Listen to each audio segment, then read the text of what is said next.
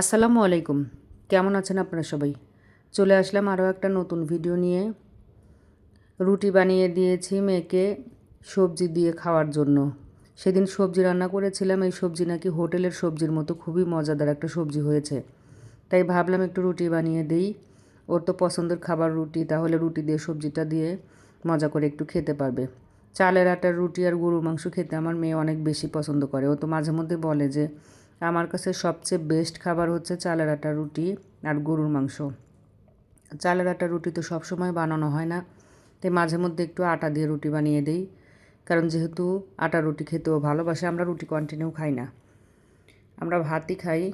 হঠাৎ একদিন মন চাইলে বানিয়ে নিই একটু রুটি। আর সত্যি কথা বলতে ছেলে মেয়ে যে ধরনের খাবার পছন্দ করে সব মাই হয়তো সে ধরনের খাবারগুলো বানাতেই একটু বেশি ভালোবাসে কিংবা আগ্রহ ফিল করে যে আমার ছেলে মেয়ে এটা মজা করে খাবে কিংবা এটা ওরা পছন্দ করে। এটাই মাদের নিয়ম। এই সবজি রান্না করলে আমার মেয়ে সবজিটা খুবই ভালোবেসে খায়, এই কারণে আমি মাঝে মধ্যে ডাল দিয়ে, অনেক পদের ডাল দিয়ে সবজি রান্না করে দেই।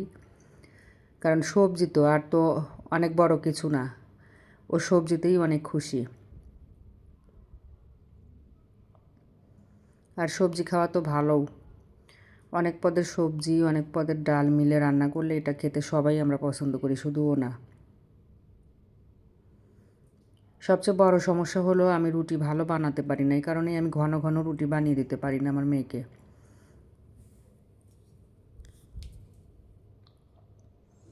আর যারা একটু ব্যস্ত থাকে কিংবা অন্য কাজে ব্যস্ত থাকে, তারা বাইরের কাজে ব্যস্ত থাকে, তারা রুটি বানানোটা একটু এড়িয়ে, মানে অ্যাভয়েড করে যেতে চাই সবসময়। রুটি বানাতে অনেক ঝামেলা মনে করি, ভাতটা বসিয়ে দিলে তাড়াতাড়ি হয়ে যায়, কিন্তু রুটি বানানোর জন্য অনেকটা সময় কিংবা অনেক পরিশ্রম করতে হয়। এই কারণে আমরা দেখা যায় সচরাচর রুটি বানাতে যাই না।